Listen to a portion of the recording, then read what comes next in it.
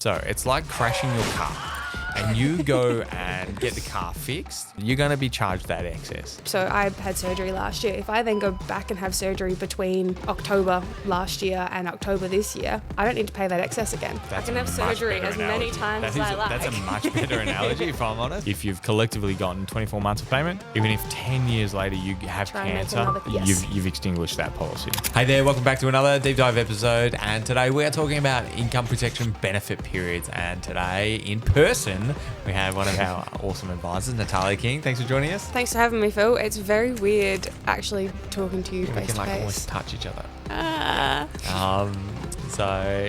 Anyway, thank you. So first of all, what is a income protection benefit period? A income protection benefit period is how long you are going to get paid for if you cannot work and you've made an income protection claim. Okay. And what are the different options? There's usually a 2-year, a 5-year, or an age 65 in the retail insurance space.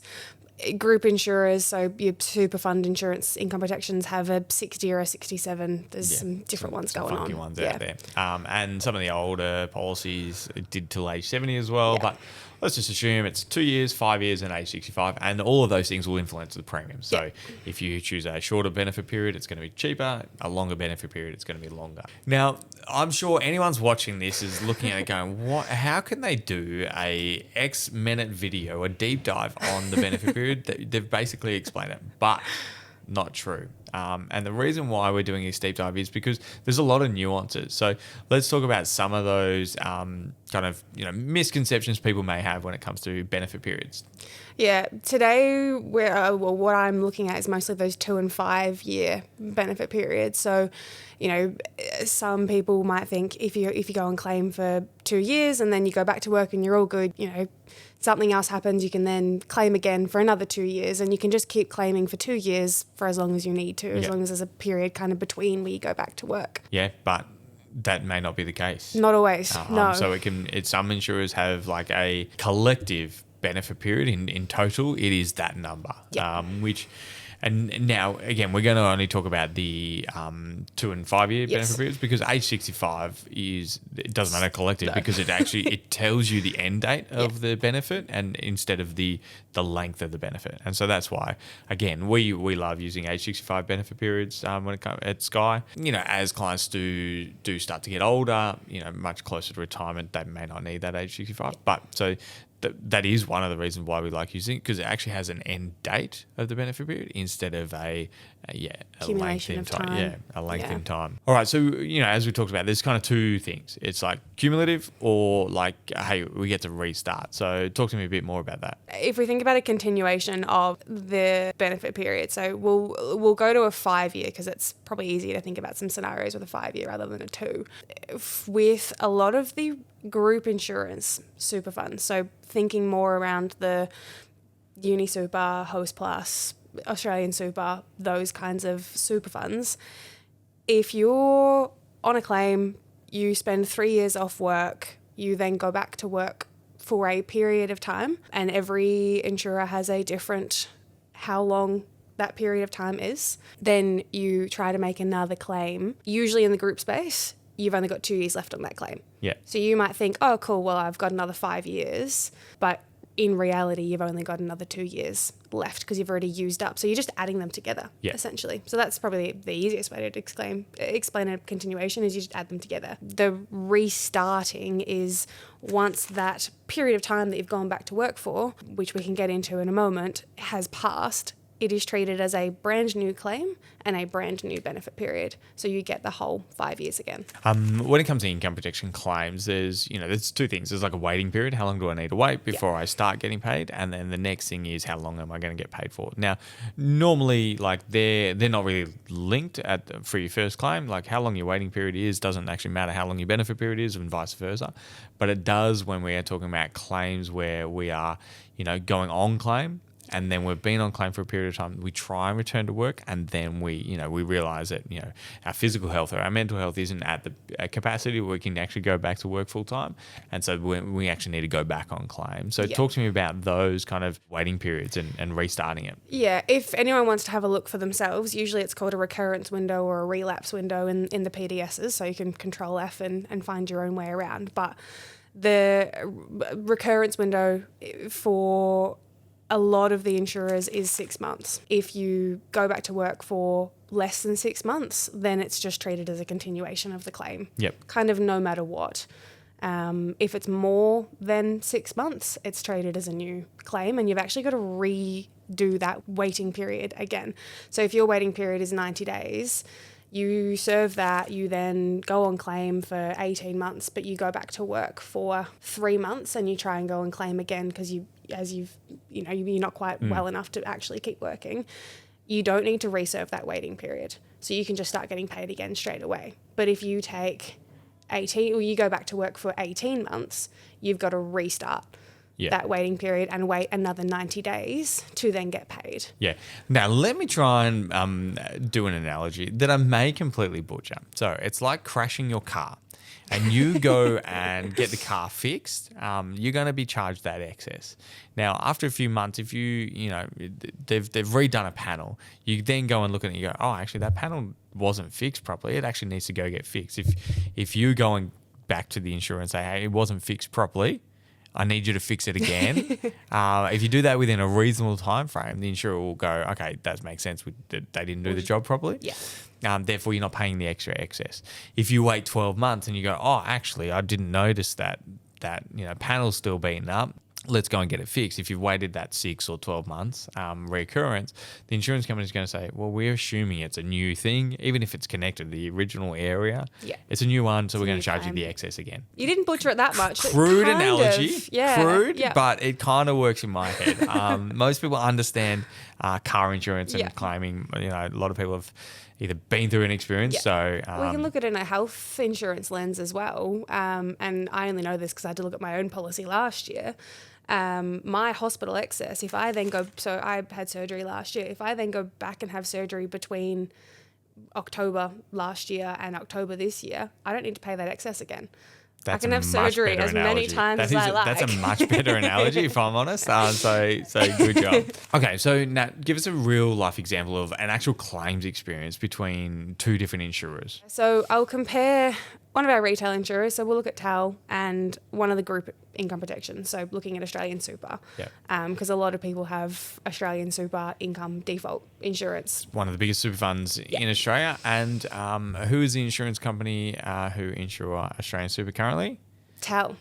So it's actually effectively the same underlying insurer. Yeah. And this is what a lot of people don't understand, that super funds, they don't actually insure themselves. They go to insurance companies. So we're talking about TAL going through a financial advisor. AustralianSuper. Versus AustralianSuper, which is TAL. All right, so let's move on to like a working example. Now, I'll give you an example. Now, mental health is an area where it is like a recurrent, claim. And it's becoming a really big part of the insurance industry is claiming on mental health. So I'll give you an example. We've got a client, they take out income protection. It's a 90-day waiting period, let's say, and then they go on a mental health claim. Their treating doctor says, "Yep, we think it's best that you can't go you can't go back to work." So they're off work for 6 months on claim, and then they go back to work, and they kind of go back part time, and then they're full time, and they're feeling pretty good. So they're back at work for 9 months, and then again their treating doctor says, "Actually, it's mental health has gone down. I actually think it is best for maybe take a bit more extended time off work. So let's maybe take 2 years off work after that." So talk to me about some two working examples of different insurance options and how they would treat it. And if you don't remember the numbers, because I barely do, let me know and I'll try and work out what I said. It was 7 months back at work and then 9 months back at work and then 2 years back 7 months work. off? 7 months off, 9 months working. And then 2 years off. And then 2 years off. Yeah. Cool. So we'll look at TAL and AustralianSuper. So TAL is the underwriter behind AustralianSuper. So we're effectively comparing the same underwriter. Yeah. But we're looking at a group insurance policy versus a retail insurance policy. So if you come through an advisor, you can get a retail insurance policy. If you just sign up to AustralianSuper, you can usually get some kind of default level. And it's the same bucket of money paying you. Correct. So you've been off work for 7 months. Yes. Yeah. Try and get the numbers right. And I've got a 90-day waiting period. So you've served your 90-day waiting period. Yes. You've now been off work for 4 months. Yeah, it's good. Yeah. I didn't make the math easy for you, but you did well. So you've effectively been off work for 4 months where you've been getting paid for 4 months. Yes. And the first 3 months, because the waiting period, we don't get paid any anything. pay. Yeah. You then go back to work for 9 months. 9 months, yes. That's what I said. So with AustralianSuper, when your doctor says, actually, we think you should take some more time off. An extended period of time. Period of time off, you will actually need to go do that waiting period again. So you've got to wait another 90 days before you start getting paid again. With TAL, you are still within a 12-month window of what their relapse window is. Yep. You don't need to sit that waiting period again. You can start getting paid again straight away. If we think about how long you can then continue getting paid for, if we're looking at we're saying 2 years. 2-year benefit period? Yeah, 2-year benefit period. 2-year benefit period. Is the policy. So you've been paid for 4 months the first time round. Yep. Because you're still inside that window of 12 months, you then have an additional 20 months that you can keep getting paid. Because a but you 2-year get paid benefit straight period away. is 24 months. Yeah. I'm just helping the Thanks. audience do the math because we're struggling with the math. So you've been paid for the full 24-month benefit period, but you've only had 90 days with no pay. Yes. So if you then go back to work after that second stint of time off, then all good. You actually have no time where you're not getting paid. Yep.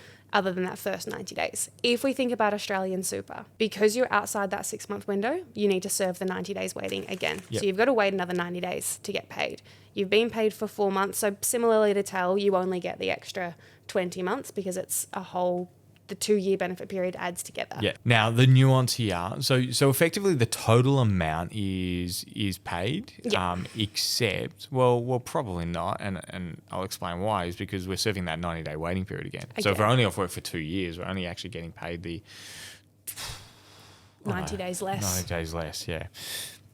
But here's the other thing: is if the client is back at work for 2 years, 3 years, 4 years, but then there's another relapse. Talk to me about the difference between the TAL and the AustralianSuper then. I'll start with TAL again because I started with TAL last time. You're now outside that relapse window. Yep. It is treated as a completely new claim. Okay. So you have to still serve the waiting period again. So you've got to be off work for 90 days before you can then make a claim. But you get the full 2 years again. So you've got a whole 24 months that you can now claim on your income protection policy. Looking at AustralianSuper, you're outside the window because it's longer than 6 months. So you, again, still need to serve that waiting period again. But the difference with AustralianSuper is you only get the collective 2 years still. So you still only get another... You potentially extinguish your full amount. Correct. If you've collectively gotten 24 months of payment, even if 10 years later you have try cancer... and make another claim. You've extinguished that policy. Yeah. So... We got tangled up in our own numbers a little bit, and that's on me. I take full responsibility. But I think effectively the message is that there are some policies out there that just fully extinguish the benefit amount. And it is ticking every month. You will cap out on that amount. Other insurers, you can just reclaim again in After the future. a couple of years. Whether you're serving the waiting period or not, there are nuances there. And then talk to me, is there anything else that we've kind of haven't touched on or you think is really important to make sure we address when we're talking about these benefit periods? I don't think so. I think it's really just have a chat to someone who understands it, usually an advisor, to figure out what actually works best for you. A 5-year or 2-year benefit period, they might save you money in the short term, but is it actually going to be, beneficial for you in the longer term? Especially if you're in your 20s and 30s and you've still got 30 years left of working life. If you exhaust your 24-month benefit period in the first 5 years of holding the policy, you're still only 35. Yeah, relying on a 2-year benefit period that has a collective 2 years that you can never be out of work for more than 2 years your whole working life is much riskier.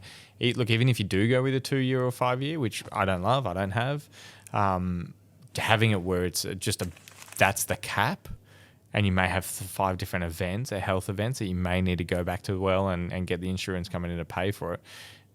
Being able to just reset it to at least 5 years, reset every single time is super important. Yeah. And that was actually my question. It's the same for 2 years and 5 years when it comes to these things? Yeah, the recurrence window might shift slightly, but yes, effectively the same benefit period. Yeah. Cap. Yeah, awesome. But retail insurers, most of the retail insurers, there's 1 or 2 that don't, have the option to just restart. Every time, restart a new claim, brand new claim, new waiting period. Yes, but you get the fresh benefit period. Group insurances, and there's only 1 that I've researched that doesn't, and I looked at 8 different ones. It is just continue. Yeah. That's it. No. That's the only option. And again, to solve all these problems, get a age 65 benefit period. And chat to an advisor. Yeah, and chat to an advisor. That'll solve all the problems. Awesome, Nat. Thank you very much for preparing and doing all of this today. Thanks for having me. And I'll see you next time I'm in the same country. Yeah, awesome. Well, thank you very much for watching. If you did enjoy this, feel free to watch any other videos we've got on the screen. Thanks again.